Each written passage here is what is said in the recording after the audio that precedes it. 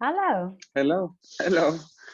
Okay, just a moment. Yeah, is that okay Yeah. for you? Yes, that's Can be perfect. closer. Wow. You have such a lovely background there. Yeah, this is the office. Oh, okay. So I am I'm in the office right now. So this is like the desk office in Oh, the house. okay. So Oh, I'm working a wow. lot from home now. So I have a. It's You nice to have be an, home, and we have an office space. So it's nice to be here. Also it's a to be beautiful, isolated from the house. but it's a beautiful view that you have there. Um, so were you in lockdown there in Amsterdam? Yeah. Well, I have a little bit of everything because Mm, during the lockdown, at the beginning in March, I was here working on a project for Dutch National, and then everything, everything is started to shut down. mm, But by June, already some of the projects were like it was in between the first wave and the second wave when I was mm, actually asked to continue with the pieces and also with another one that I had to do in Germany in mm, Düsseldorf. So I was quite busy during the first and the second wave, and this I did the premieres in October, so I didn't mm, really notice this first stop straight away. I mm, was also coaching or staging Hans van Manen solo in different companies like mm. Stuttgart, and because it's a piece that there is three voice, there is no contact, so many companies were like Oh, I requesting see. Mm, to build to do that, and I am the one that teaches this piece from Hans van Manen. So I was doing everything, and then after in October I did all my work, and then I stopped again. It was like by the time the end of the second wave. So oh, okay. Yeah. since then I've been just working mostly for small projects like fashion shots, or videos, or other things that doesn't require too much contact with the dancers. Mm, And yeah, now I'm preparing other projects, but they are for later, for like mm. September, both for September and things like that. So yeah, it's a little So bit you, like but calm and work. I have oh both. yeah, yeah. Yeah. But you freelance choreographer. Yes, I So am. so Yeah. you work all over the world. Yeah, I am. But at the moment, it's like all the projects are stopped. So Mm, some things are moving, or some things are developing online. Some ones are postponed for later. mm, And the moment I'm working mostly with the National Ballet because it's what I am now, and we're mm, preparing something new, like a new project, perhaps with the opera. We're also studying how to do it together with the COVID restrictions, to mix mm. dances with the singers and in the same space. So yeah, this is where we are working now, but at the same time, it's more calm, more relaxed because we cannot do much at the moment. Mm. So this project, is it specifically done because of COVID? I mean, is it done because it's possible to do it? There's not a lot of contact, Well, or do these you are just affected. rewrite it? No, in the last project that I did with the Dutch National Ballet maneuver, I did had to adjust the piece, because I had scenes that it had contact, it was creating before the first wave started. So when we took the work back, we had to adjust also because there was a little bit of fear in the dances of touching in the studio. So it Mm, was uncomfortable in the creative process. So I decided to rearrange and erase all the touch in the yeah. piece without getting away the concept and the idea. And then I only established contact with two people that they were fine, they were comfortable in contacting each other. I mean, everybody was like with we tested to work and everything, but it's still like you can feel like the tension, you know, the beginning especially.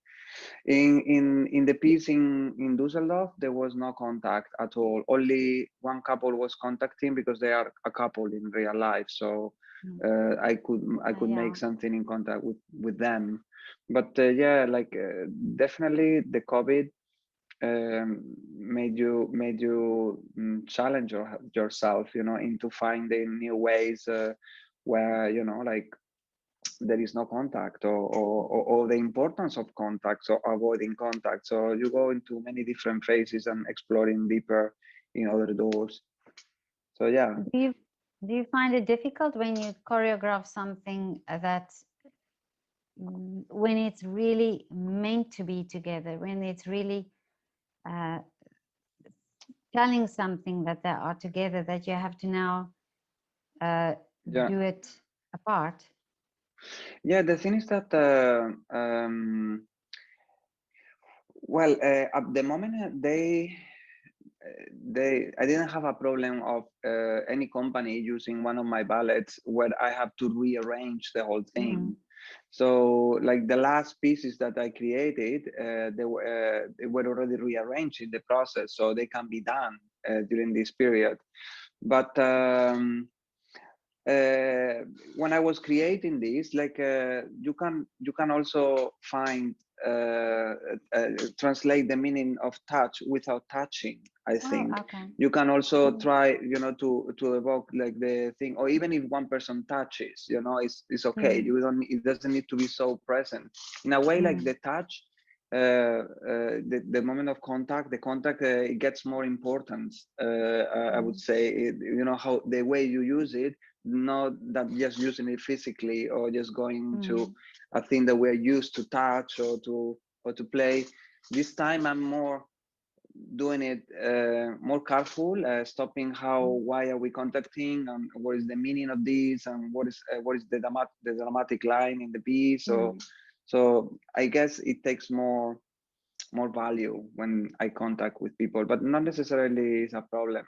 You just need to think how to do it better, or and unconsciously comes, you know, like because you are restricted, you have to do something. It's something that you need to work on.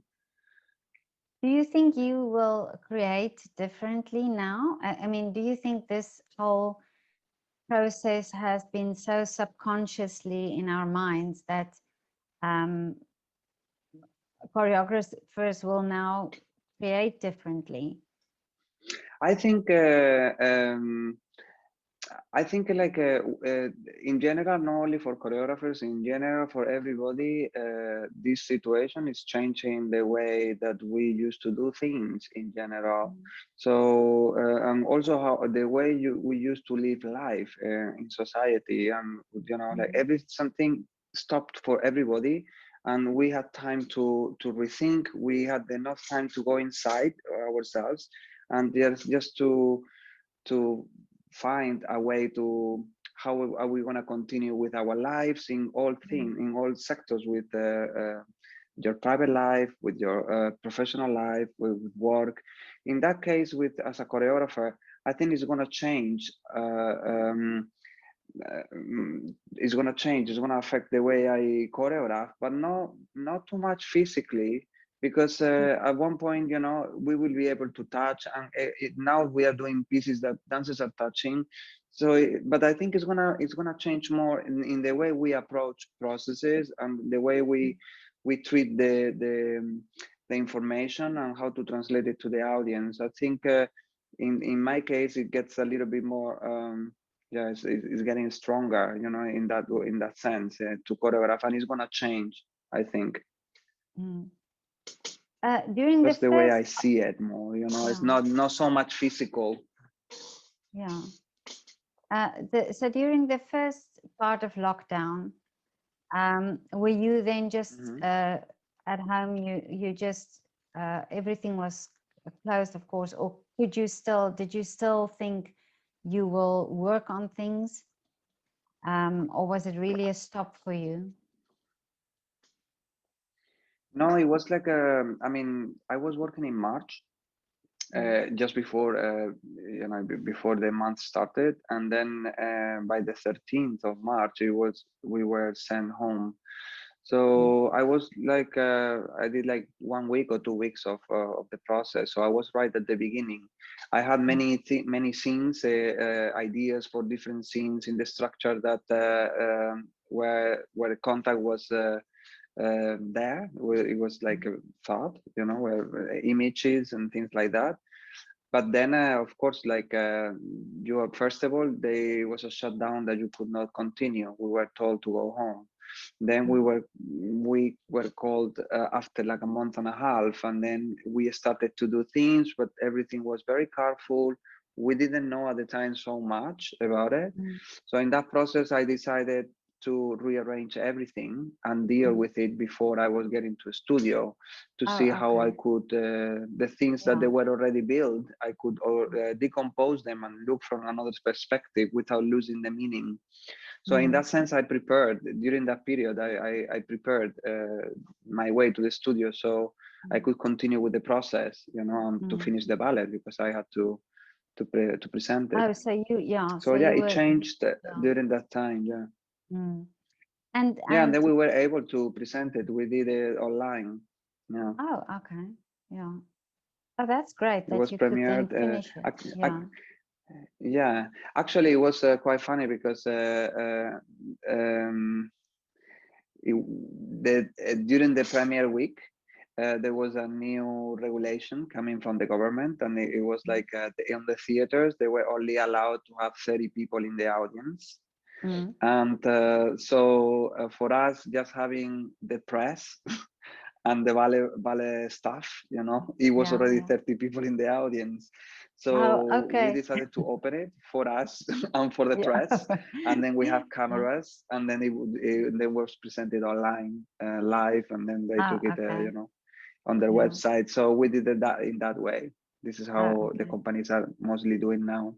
Hopefully I think next month, I think in here it looks like they want to open again, but we never know, because now with the weather like this, everybody starts to go out and everything becomes a game. Yeah. So we never I know. We are I still photographed there. one of your dancers in his window while he was here in Vienna. Ah, Jakob yeah, Pfeifferle. yeah. He's a dancer now in Dutch National. Yeah, I know yeah. him from So, before as well, from oh, Vienna. Yeah, really? Yeah, yeah. yeah, I've photographed him in his window before he left. Yeah. Um, yeah. but yeah, it's interesting for me, these phases that that the artists go through during this lockdown. But you seem to be very creative. You seem to carry on and just rearrange everything. But did you find also now with the third lockdown over the Christmas time that it was harder to deal with? Yeah, I think during the Christmas time, in this like third lockdown, for me it was the hardest, basically, because during the other two I was full of work. So I had to do. I was all my projects were like condensed in one period. So I was really really busy. I had to do a lot of tests, go to Germany, come back. So I was even traveling. But there in the third lockdown, it's true that it was a little bit harder. But because also all my projects were stopped, and my next one were coming. So I had a free time, a free period. And for me mentally it was also good because I needed to rest. So I'm taking Oh, this yeah. time to disconnect and now prepare the next project that are coming later. So in a way, yeah, it's not that it's harder. It's kind of like I'm on a break that I needed. I needed Oh, yeah. from the other Yeah, yeah, project. So in yeah. a way, I am there. But yeah, in November I was fine. In January it was Christmas, December, but now it's kind of like, okay, I need to start again. And in between I do other small projects like fashion photo calls, Oh, video, yeah. a lot of things like that, small things that are coming. Yeah, it's not all teaching as well online to students with Oh, okay. the school from the National Ballet. So I've been doing all these things too. So, but in the choreographing, more like I am on the break now. I am preparing other projects for later on in the For the season. next. How is the mood for the dancers? Yeah, the mood for the dancers uh, is different for me. I can give you from my perspective in how I experienced the COVID. Yeah, Yeah. like I noticed that when I started to work with the project in the first lockdown, just before it happens, I noticed that it was very difficult to work with the dancers because there were already a lot of information on the news, like this was coming. So people was already afraid during Mm. the the work. So the concentration of the focus was a little bit missing, and it was very distracted. The news for everyone, I think, not only for me, for the dancers, for me too.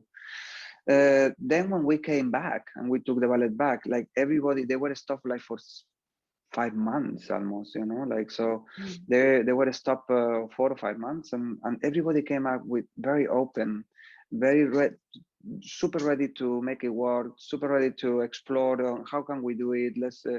Let's make it happen. So everybody was very happy. After that, when everybody was working again, then it happened the second lockdown. I think the dancers at that point, it was like mentally Mm. it was like a drop. I also talked to some of the dancers there during the process when this happened, and yeah, it was a little bit devastating because they could not perform. They could do one show and that was it, and was going to be filmed, and that was it. And then they would have to go just taking class or rehearsing things, but they didn't have any guarantee that this was going to happen. So I assume that for that period, the second lockdown, it was very tricky for the dancers. Yeah. Now they are all back and they are preparing a program that is going to be online. So they already have assimilated what is Oh, the yeah. routine. So they are doing the ballets, they are rehearsing them, they record them and accepting the situation, and then also preparing for the next period in case we can do it live. So Oh, okay. so they are already mentally more strong, strong, Mm. strongly prepared, to affront Mm. the new way of working, or like the new normality in a way with the Yeah. COVID situation. But what we don't always take into consideration is that their bodies are used to moving a lot, and the muscles, they use their muscles a lot. So in that 5 weeks time where they couldn't, I mean, a Zoom class is also different than being in a studio and have the Of ability to course. move and all of that.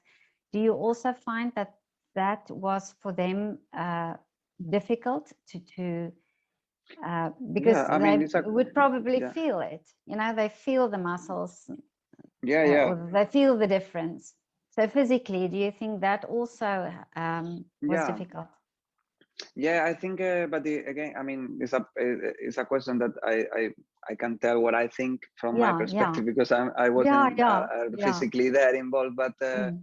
I guess yeah, it was difficult for them because to do class from home, uh, basically you are like reducing your working hours into 1 hour and a half that you do it at home, and then that's it. And so after a while, after like a month, like it's not the same. Mm. It's limited, it is restricted in all sense, in a space. There is things that you cannot jump because you have neighbors. So Mm. it's I mean, it was a solution, just it was a patch. So mentally, these dancers and the company, as soon as possible, brought the people in and designed another way to have class, like where the company is divided in groups and there is Mm. bubbles. So there is many classes and then rehearsals where they can be also within that bubble. So yeah, I guess for the dancers it was very hard talking with some of them. It was more the monotonous of the routine of doing the same thing, that's something that is not Oh, really yeah. going Mm. further. It was more demotivating at one point, Mm. just and following the uncertainty, of Mm. what's how we are going to continue. But yeah, probably it was very devastating for Mm. them. But some of them, they go to the gym all the time. In the company there is a gym facility, so they do Oh, okay, Pilates so in the they gym. could do So that. besides the class, they also had access to use this, Mm, all these things, so they mm, could keep in shape at yeah, least.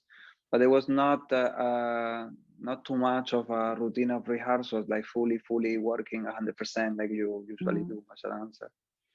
yeah, Probably it was hard for them, yeah, I assume. yeah.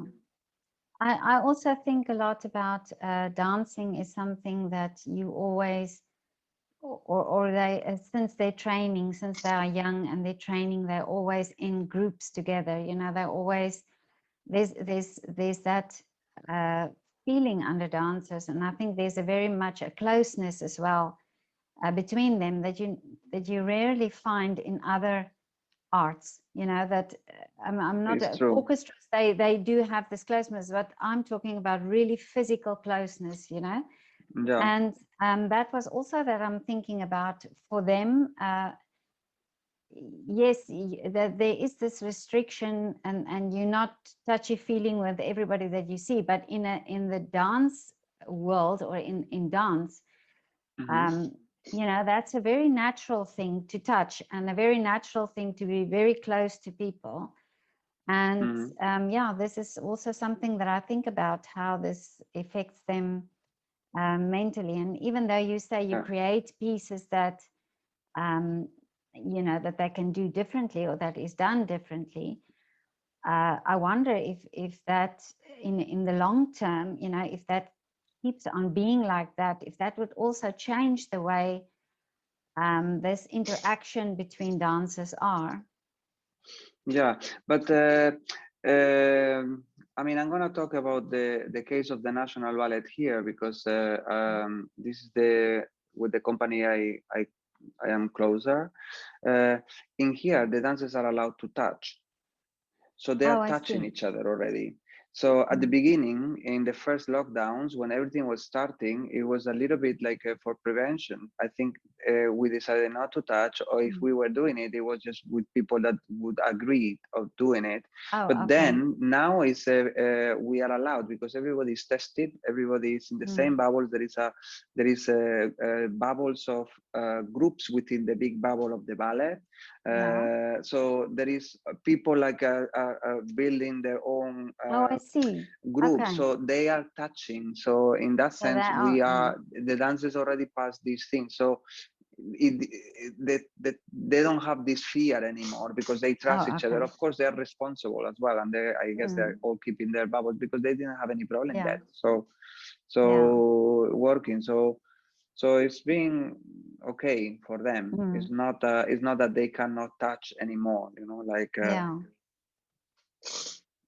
Um, so now I want to ask you, there's I know in ballet, is it there's this thing where as a ballet dancer, I don't know if you've experienced that, but I hear that quite a lot when somebody says, oh, say at a gathering or so, oh, what work do you do? I'm a ballet dancer. No, but what's your real job?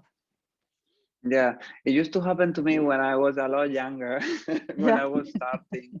Uh, it's a long time. I mean, it's a long time. It doesn't happen to me anymore, or even Yeah. as a choreographer, But it's true that when I was studying, or when I had my first job in Spain, they would say, "What do you do? I'm a dancer." And yeah, but besides that, what do you do? Like Yeah, yeah, I was like, yeah. no, that's my job.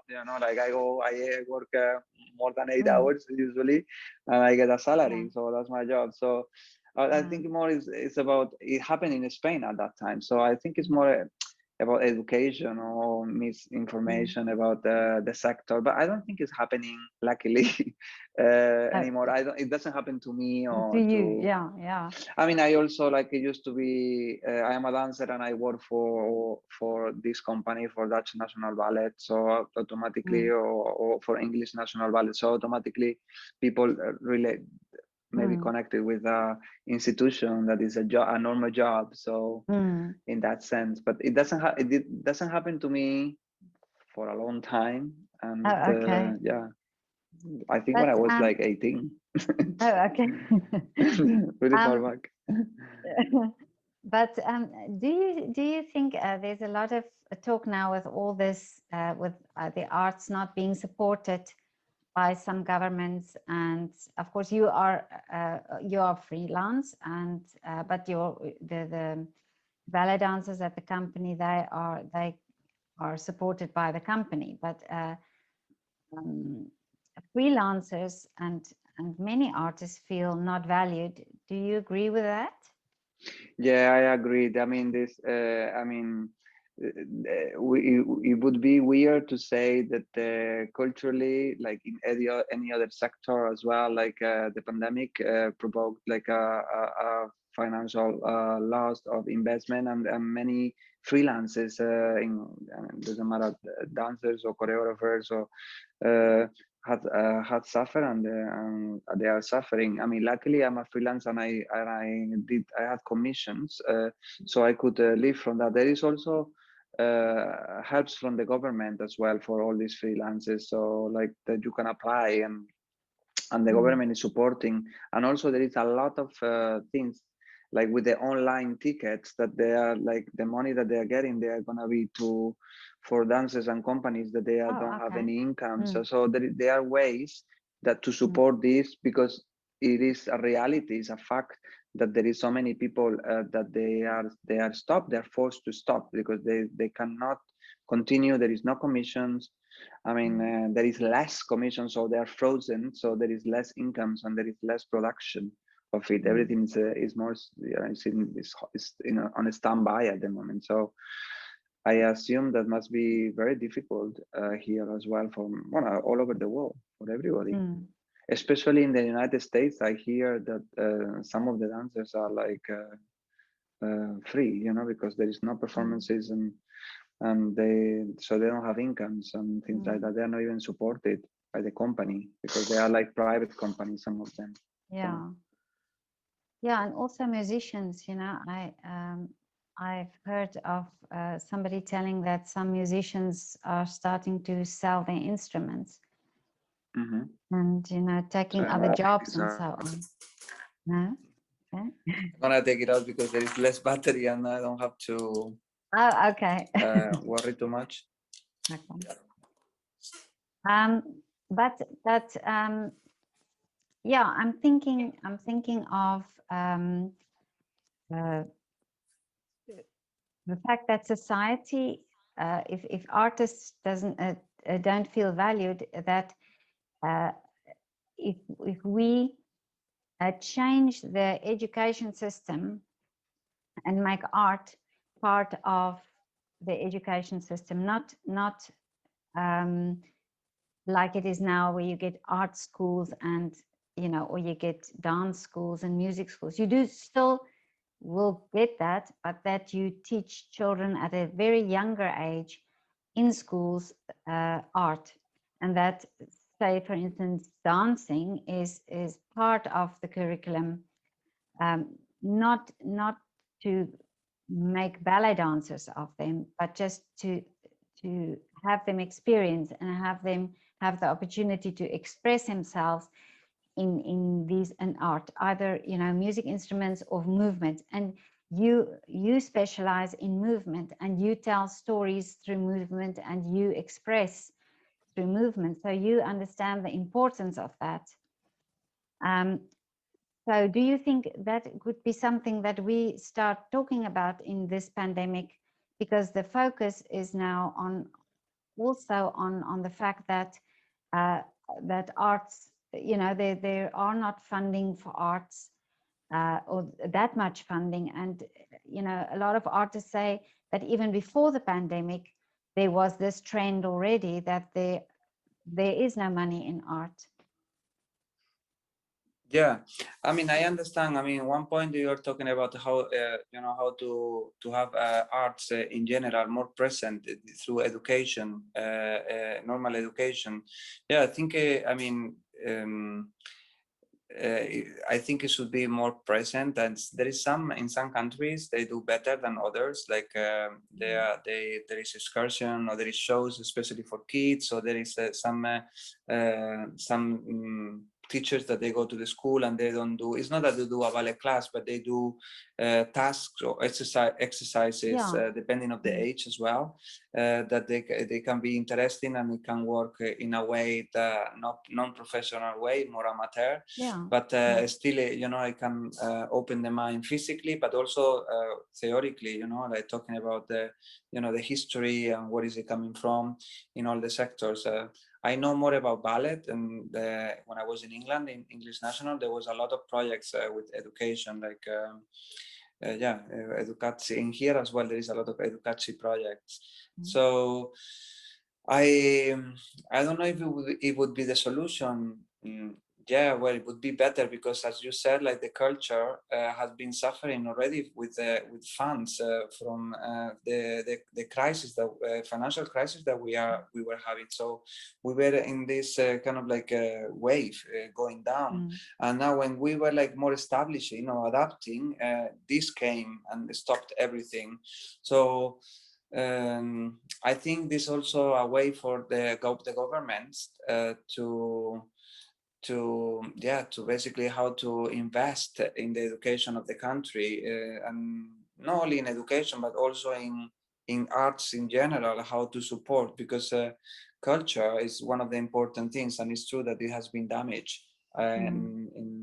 It's always the damaged sector in all the countries, and especially in Spain. Spain is always very damaged with actors, with like with musicians, also with flamenco dancers and things like that. So yeah, it's a very tricky. It's tricky to answer this because it affects a lot politically. Like how to drive a country and a nation, and so to evolve socially, culturally balanced, like it used to be. But I think there is now a lot of access with the internet as well, where you can be also well educated. You have access to a lot of online ballets and classes and things like that. I don't know if this is enough. Obviously not. It's a new way that of approaching art as well, but it's again imposing. You are imposing something. It's not that you choose to learn, like. Oh yeah. Oh, I understand what you mean. Yeah. But again, it's the political. At the end of it, is the governments are like dealing with these problems and thousand others. Because I mean, to be in the government at the moment, to be a politician at the moment must be also really hard. Difficult. Yeah. Is there something positive that you can already see coming out of this pandemic? I think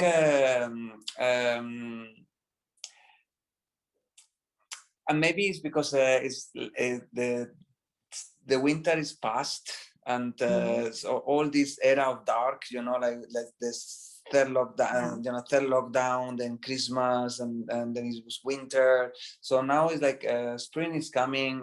There is more light, there is more energy. Probably it's gonna be another wave, but I think we are already accepting that until the population is has like an immune, we have to cope with the problem. So we just need to wait for the vaccine to work, hopefully for everybody and for all the mutations.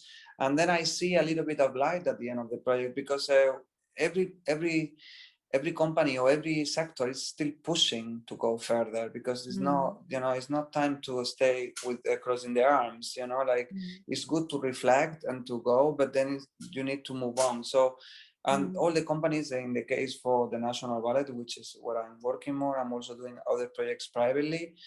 And there we already had meetings, creative meetings, brainstorms about how it's going to work. And so I see light.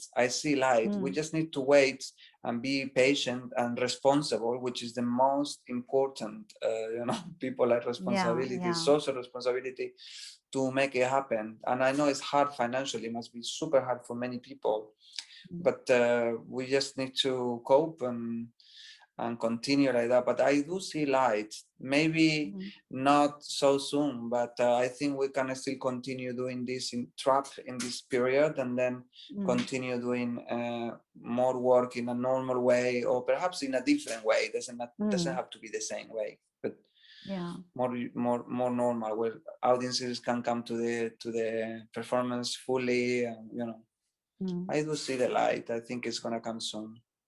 So do you have a wish for when this is all over? I think the wish is that everything finishes as soon as possible. That's really like, I mean, for the good of everyone, so we get a little bit more comfortable, also mentally. I think this pandemic psychologically is affecting society in all levels, because we have more time to think about our problems, about ourselves, about our inner self that we never, because of our lives, our routine, we don't pay attention. And now all this is gonna help us to move forward stronger. But my wish would be that like everybody is responsible, and everybody is patient, and everybody is ready to start a new beginning in a different way. But my wish is that for the pandemic to finish, basically. Do you think audiences will be more hungry to come to concerts? I think so. Yeah, I think everyone wants to. This is funny that we are talking about this, because it's going to affect a lot about the concepts and the concepts and the content of the new ballets that we are developing now. For example, the one that we are talking maybe for September, which is not, we don't know if it's possible. It's a production where it would be a unity within ballet, orchestra, and opera. It's the idea of collaborating, of being all together, all as a group. This is something, and also feeling that the audience is part of the event. This is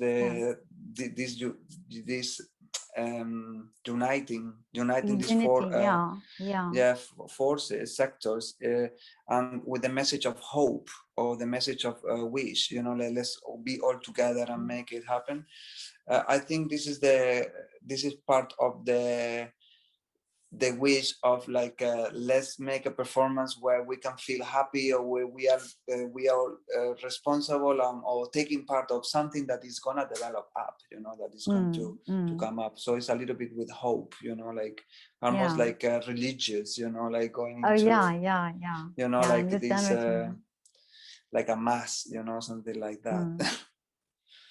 And I think this is a project that we are like working now, but it's something that is very emotional and very human, where a performance that is not so abstract, where there's not a lot of distance between the stage and the audience, where everyone can be identified, in a way. So that energy, that is that energy that you want to create, that of hope and that positive vibe.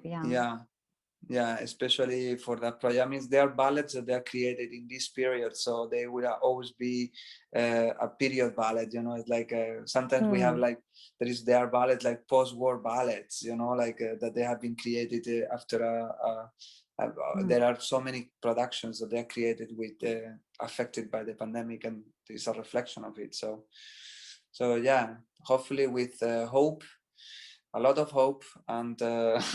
I mean, there is still a lot of restrictions, because we are like thinking how we can mix the dance and the opera in the space, like without really contacting them or being near, because the singers, they are singing, so it could be also risky. But we're working on it, and we are looking for solutions and ways of how to link the dramatic line as well, and how to have the sense of unity without like being so much in contact, like and also not be anxious, that there's not that anxiety, that it's more free.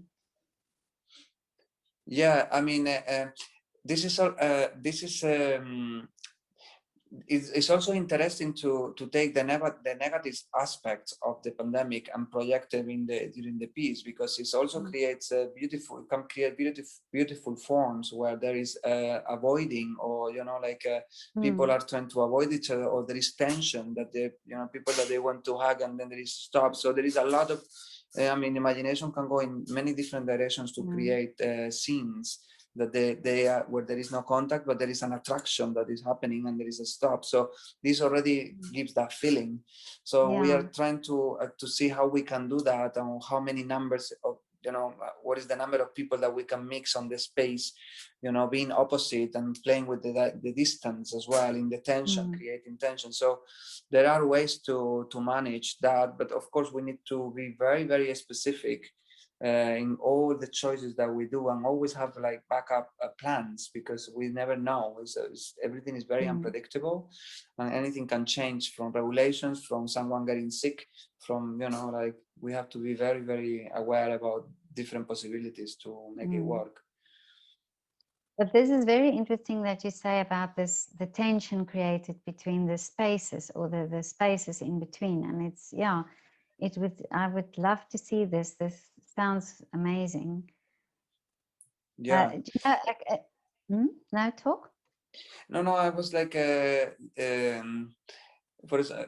it's funny to explore, like how many things, by being restricted, and when you are like trying things with this restriction, like suddenly naturally opens another form or another way to see the things. And in my last ballet, Maneuver, I had a group. It's a group for 7 dancers, and we had a task that everybody was avoiding each other. So nobody was like could like get close to each other, very, very close. So we were started with 1.5 meters, and then the task was like to get closer and closer, where the space is getting restricted between them. So automatically it was a lot of a private space, invading the private space.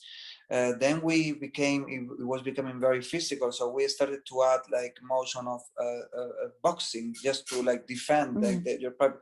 So at one point we ended up into a situation that I was looking in the piece, because it was about masculine, toxic masculinity. So we ended up in a scene where there was this physical reaction on attraction and reaction that we could play, and with the masculine feats, like in the boxing, it was a very nice. It became very strong scene, also almost like looking at kids, bullying other people, So in a way, you can work on something that is a restriction and develop into another thing, or another form, or another that it works well, So it's the question of working and exploring really, really a lot on the possibilities that you have, but also using the restrictions on your favor, like why not?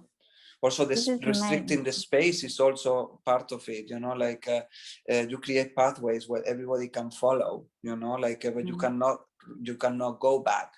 This also we experience, when we are queuing in the supermarket because it's full. We have we create a pathway, and we are rotating, and then when we're inside, we can move, and then suddenly to exit, we have another orientation. So we can use this task also within the space, as if the room is like one of those situations, and you're queuing, and then when you're inside, you can play around and avoiding people, and then you have to exit in another space. So these are ways to start, at least to basically to start creating new possibilities and see how it develops.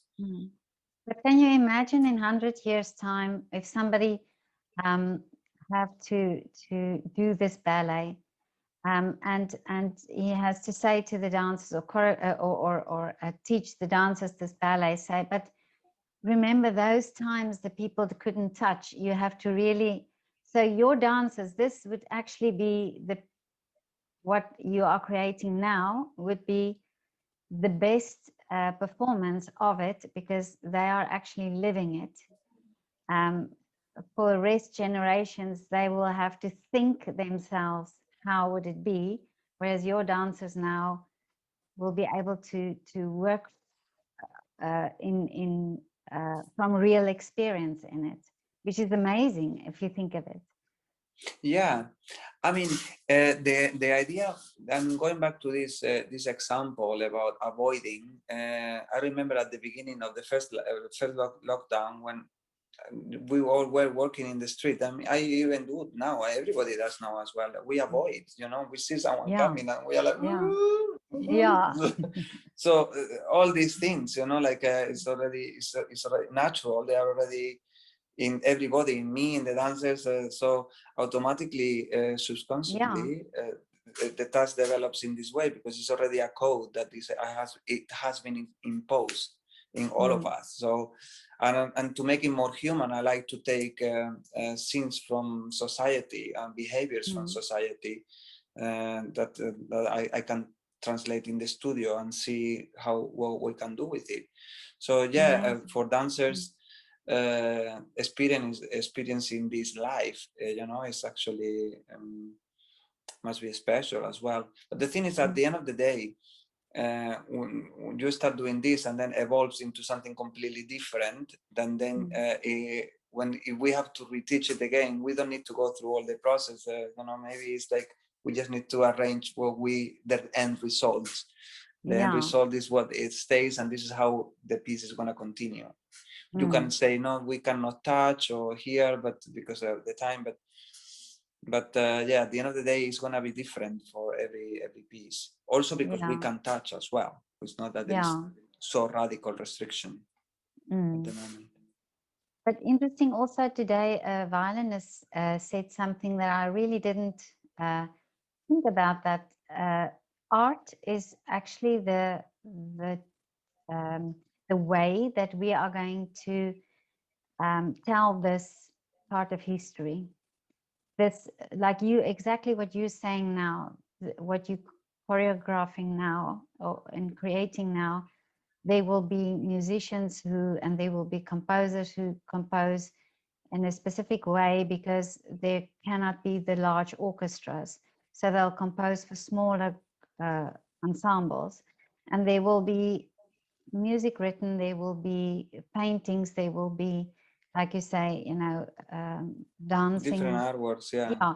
And this will be the evidence or the storytelling of this time, which is actually amazing if you think art is always the thing that tells of the period.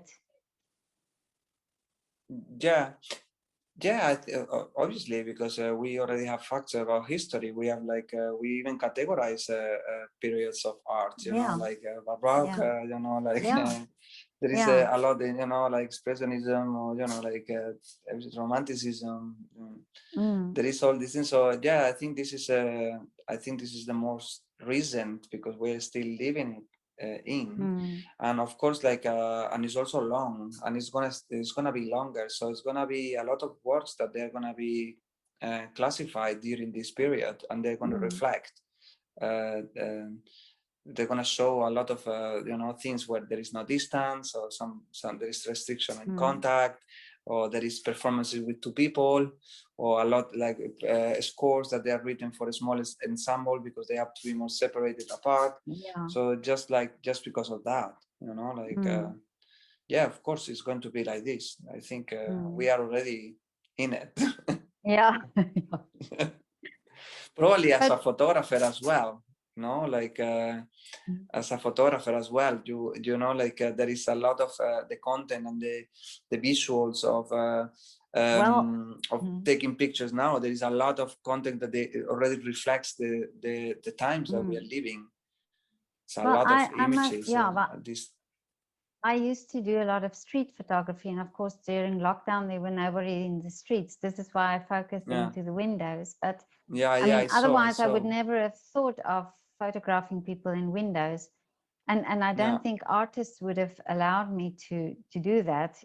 So with the time came the opportunity, and it just evolved into this. So yeah, you're absolutely right. For me, it was difficult because I focus always on people and in street photography, and I focus on couples in love that hold hands and that sit together. And it was so strange that the first 3 weeks of first months actually of lockdown, you didn't see that. And it was rare to see couples holding hands while walking. So for me, the emptiness really got to me, you know, the street, the empty streets, not seeing people, you know, going to Stephansplatz and not seeing people, and at the Staatsoper, where there are usually so many tourists, there was nobody. Yeah, It was there was really no one. Yeah, like here. there. Yeah. So for me, that made me very well. I say depressed. It really felt this, the silence of the city really got Yeah, to me. silence. This It's is, like yeah, isolation. It's like a loneliness as well. It's like yeah. yeah. So I couldn't. I tried to take photographs of this emptiness, and every time I Yeah. come home and I download it, it is just so Emotional as well, there. because Yeah, yeah. yeah, And I bet. I just didn't want to pick up my camera anymore because I didn't know what to photograph that would make me happy. But then I started photographing in the windows, and I must say that made me very happy. Yeah, yeah, The but I people, think you know yeah. what you're saying is like we all went this way as well. You know, we all questioned about our profession, about our life. You know, like how in general, what is gonna happen now, and how are we gonna continue? You know, what is so then it becomes all these questions in the head. So the uncertainty, I think, played a very important, a big role in our minds to everybody, like to even to question, like to reject things, like I don't want to see outside. Is in your case, you're taking Yeah. pictures, and suddenly it's like a strong impact on you. You know, like it's really uncomfortable emotionally, but then you know like suddenly like you go around and then you find the possibility to do it, so automatically, yeah, in a way you are adapting, you're reinventing, like us, you know, we are all looking for Yeah. different ways, and Yeah, yeah. I'm finding love in another way, and you know, like this thing in another way, like connecting in another way as well. And what I find so amazing, and this is well how I got to know artists, and I thought a lot about these things and what makes artists so interesting. And this is the one thing that always fascinates me, is that they basically had a window frame. So everyone is photographed either on a window frame or a balcony, but most of them in a window frame. Yet some I had 12 photographs that I thought were nice photographs of them in different positions, or just different ways of, you know, just little body movements or whatever. And I thought to myself, how amazing that just I gave them a window frame and they gave me many pictures. I mean, you know, I could have had more, but really sometimes it's like 12 that I think, well, they are all nice pictures. And yeah, that fascinates me, that creativity from nothing, you know, from really nothing, from a window frame. So I think there's a lot to learn from artists, and society can learn a lot. And I think the mindset of an artist is very interesting. So Yeah, indeed, yeah. I think the way we artists associate things and find ways to survive is what makes us strong on how to reinvent ourselves. Because yeah, we can do other things, but at the end of the day, our mind is still like working on ways to follow and continue. Even if you are rejecting, we take also the negative and we transform it into something else. So exactly. this is this is the, you know, in that sense we are lucky, but we is also it's also hard, you know, Yeah. because you have to swallow a lot, you know, like you need to find it to get there, and you need to go through many different phases. I also felt like, especially in the third lockdown, more down, you know, because I had more free time. And so I felt a little bit more like insecure. I go, okay, what if, you know, if there is no more work, and what do I like to do? What I, you know, maybe I start doing something else, and I take this time to explore in any other hobby, you know, like. Yeah. But then at the end of the day, you start to, other projects are coming ahead, so it's like, no, I have to continue with this because Yeah. so yeah. But it's true that sometimes I also had like these downs, you know, like you know, emotionally down period, you know, like nothing is happening, emptiness, boring, time is passed really slow, or suddenly a lot of time passed, and then you are like, oh, we are here already, what is going to happen? So yeah, I also had this monotonous you know, period Moment. that Yeah. makes you unstable. But I do think that artists have the skills, or the mental skills, to overcome this period. Even though I know it's difficult, and many suffer also from depression, but I do think you have the skills, like to overcome things, to persevere, to be self-motivating, because this comes by the path you take. You know, when you start dancing, and you have to go through all the training and the self-doubt and the, you know, the critique and all that, and you build a type of resilience to that also. And I think this equips you for times like this, where it's difficult. And I think this is why artists are so creative, that they have the ability to make the switch, you know, to say, okay, well, this is not working, then something else will work. And this is why I think born from this time also will be, you know, many interesting things. Like I spoke to a conductor today who they did take away music. They literally put a piano on a trailer and went to villages and played music.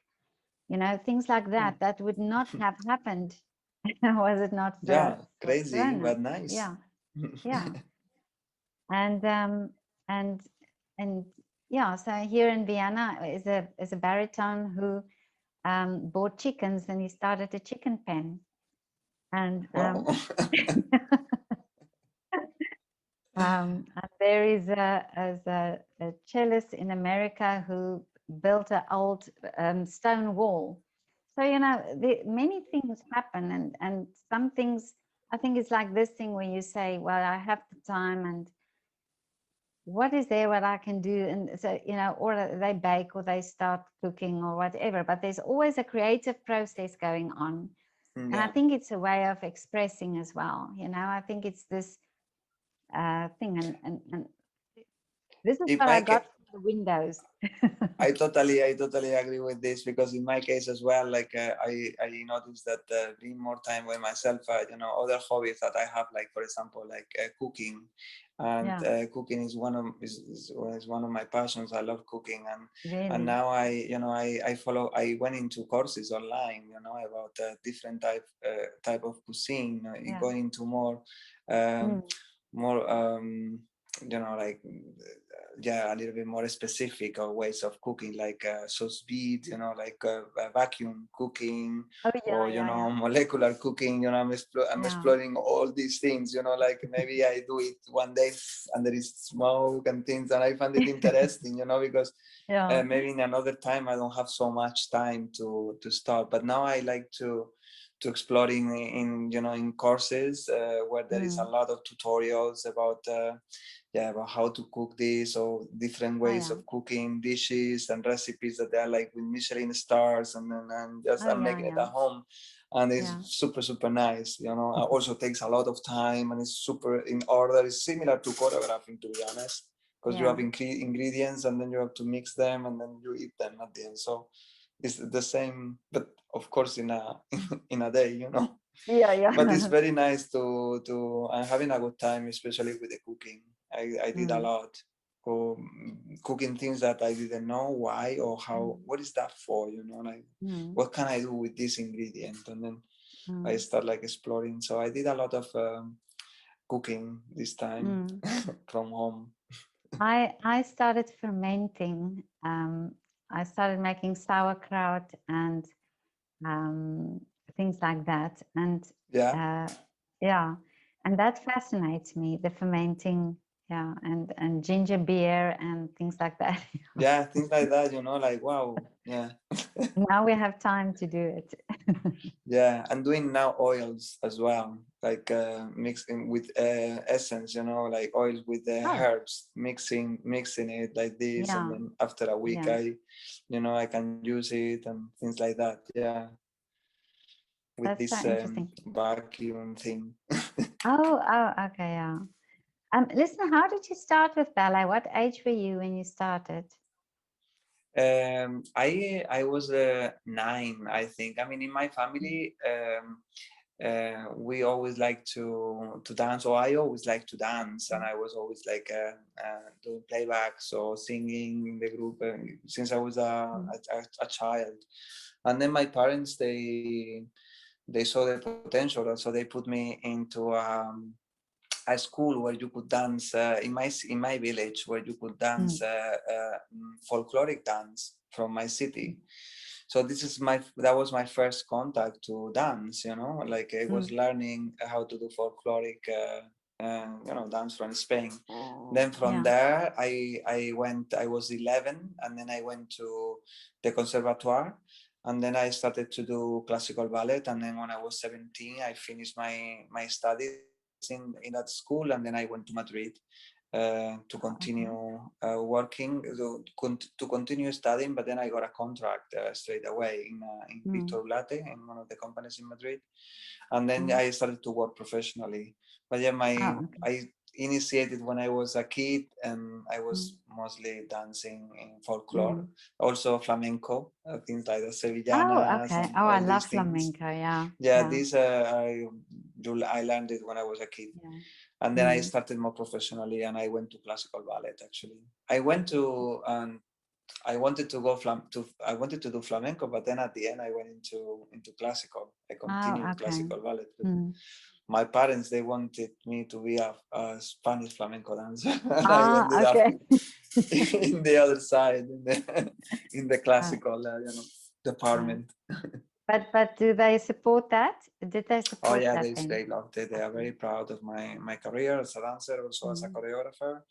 They are they are very proud of where I am, and yeah, they support Yeah. anything. I had So did fantastic you? parents that supported my career from beginning till the end. I mean, till now. That's amazing. Yeah. Yeah. And you said you dance at English National as well. Yeah. Mm. I was in Madrid. I worked there for 5 years in Victor Ulate in Madrid, and then I decided I wanted to. I basically first I wanted to dance other ballets. I wanted to join a bigger company, you know, where they could do classicals pieces in Madrid. In Victor Ulate, we used to do a lot of neoclassical and sometimes classical, but I wanted to have a company where there was more classical. So I went to English National and I got the job, and then I stayed there for 4 years. And then it happened the same. After 4 years, I had the urge to move to a company where the repertoire was a little bit more bigger, more diverse. And then I joined Dutch National, and I did audition and I joined. So I was quite lucky always. Like I was going choose a company audition to get the job. And Then you get it. Oh, wow. I was kind of like lucky in that sense. And So then that's the reason I did as a dancer. I moved from Madrid to London, London, Amsterdam. And the choreography, where did that start? The choreography, I started to choreograph when I was in English National, because in English National they had workshops.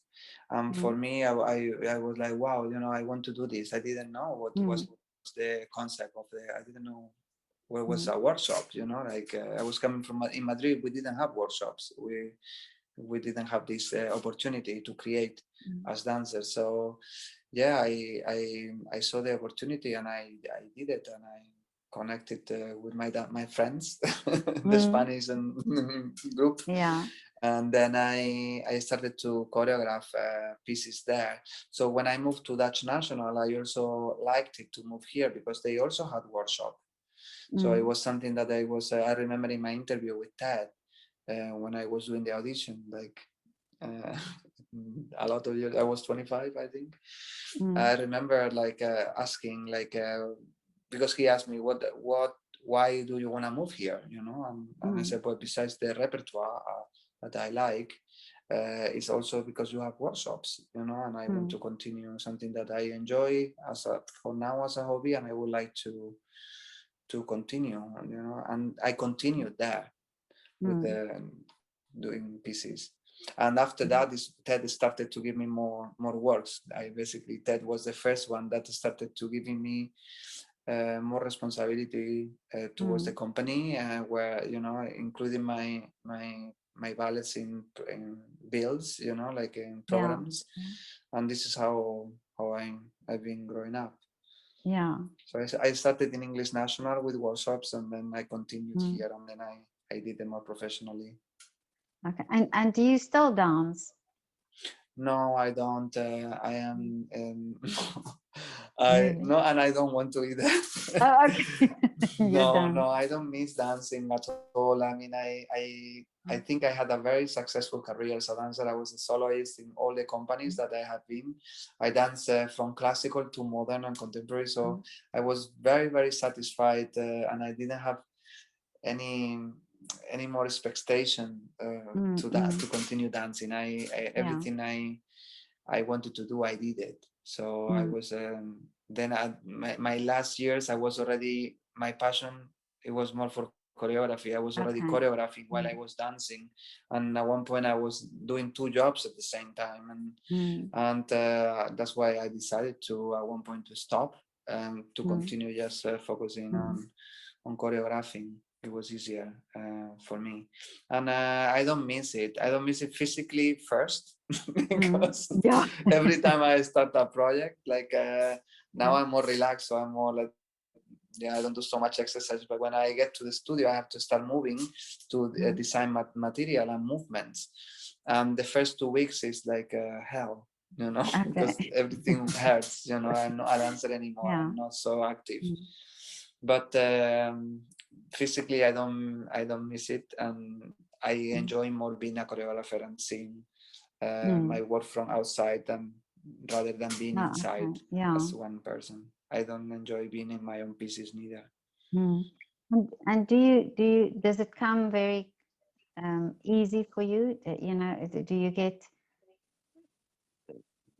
already a lot of inspiration, or is it sometimes stuck? The creative process to create as my job, you know. Well, it depends, you know. This is like it's about concept. It's about, I like to relate my works with what I experience personally in my life, or what it gets my attention. So I try to grab information, and what I find interesting, I start like writing, or I make associations. So music can give you a lot of inspiration as well, and then, you know, the connection of the content, or the exploration at the beginning is perhaps a little bit more difficult, because I think creativity, you cannot force it, but you cannot impose creativity to come. Like, you cannot be like, oh, be creative. No, but I think intuition can allow you to go deeper and then get creative without in your subconsciously. So the intuition helps you to get creative, in my case, you know. So sometimes, you know, I'm like, well, I don't know what I'm going to do here, but then you start to take something, and from something small, you are like, oh, you start like digging, and maybe many other things, and maybe at the end you go for something that it doesn't have to do with the idea that you started at the beginning. Oh, I see what you mean. Yeah. But you know, like but just the intuition and how you associate, and then suddenly you discover something that is perhaps more interesting, and that is related but not so direct. So, and then this idea gets more power, and then you continue exploring, and then So it's more about I mean, I never like to force myself to be in creative in my creative process. Uh, Actually, like one of the things that I don't like lately is that in some companies the creative process is very restricted and it's very rigid, in terms of creating. You have these weeks and you have this like this, so there is not a lot of time for failure, or for wrong decisions. You have to fix all the time and you have to be very aware. This is something that I think must be because companies, they need to produce more, they need to sell more, they need to send more ballets. So at the end, it's something political and economical that is making the ballet, the creations a little bit more compact and more tight.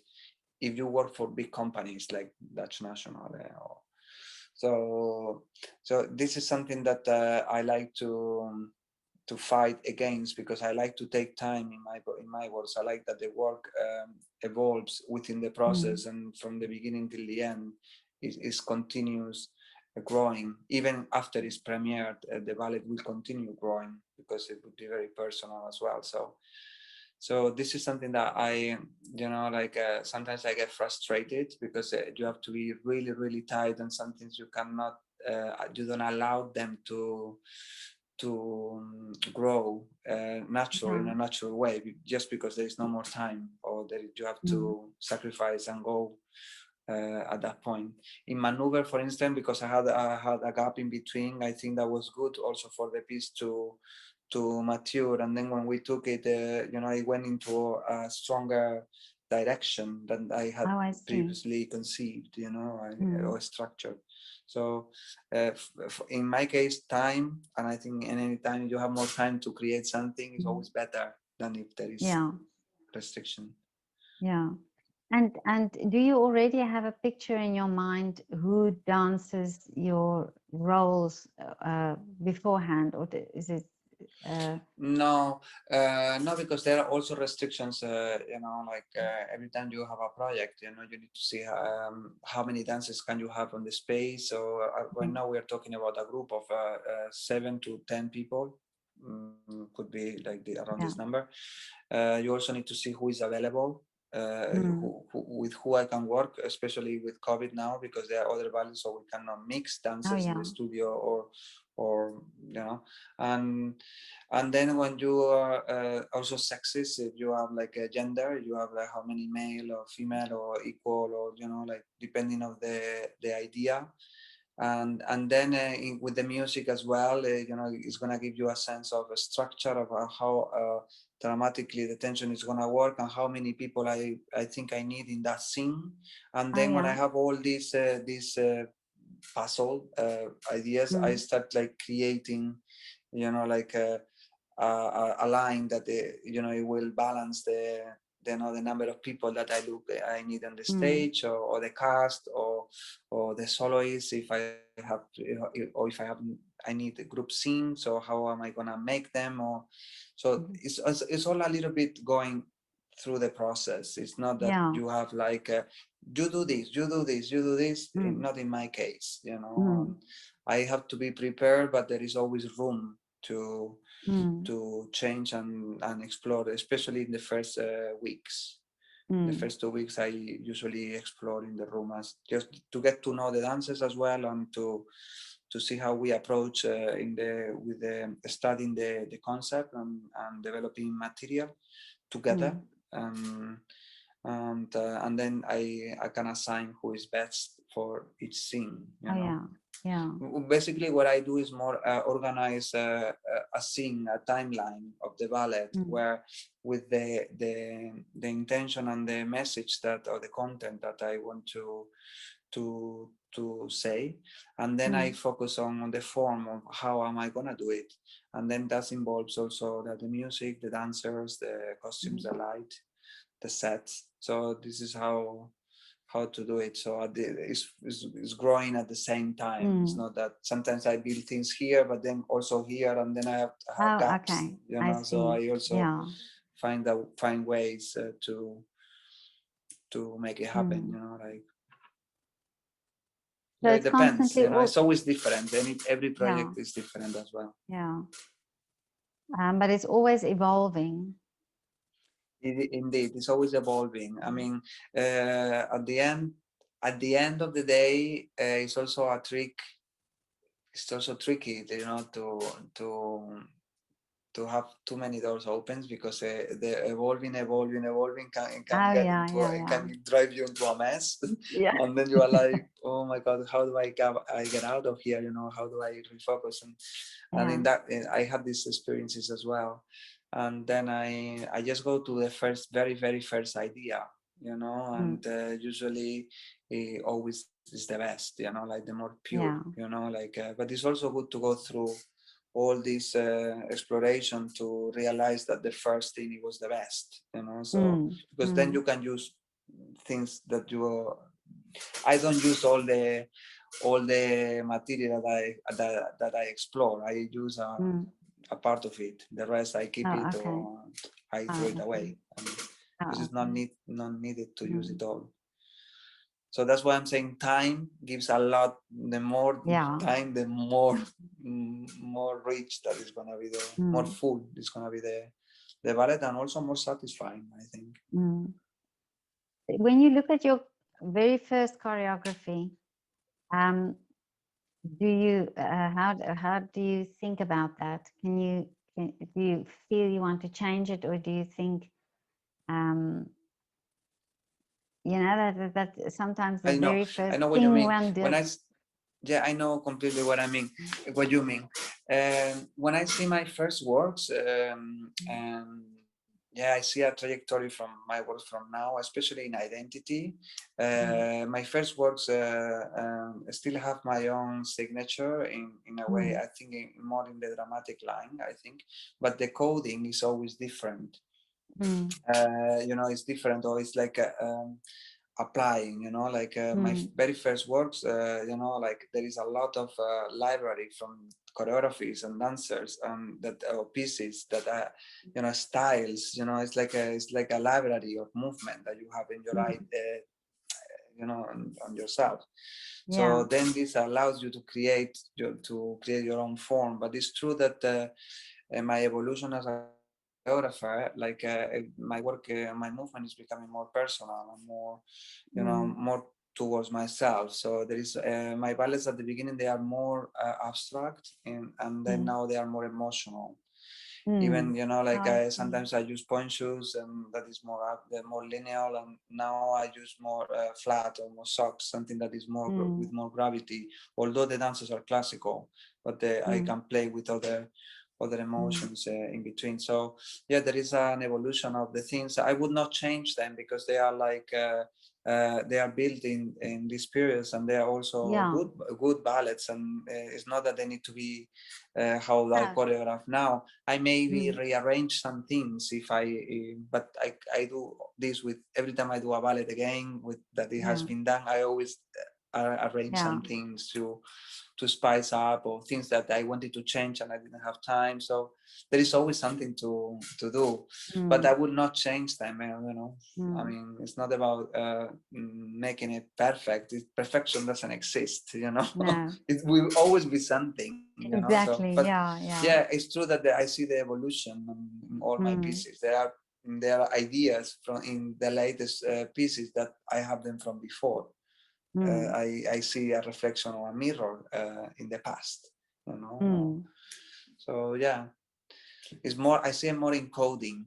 I'm also a choreographer that I am quite versatile in terms of coding. I work with many different dances, sometimes modern and contemporary dances, sometimes very classical dances. So I have to really I became like a mix of classical, neoclassical, and also contemporary tasks where something is more human and with more gravity. So I have a mix of, I'm a hybrid choreographer, I think, in code, I think.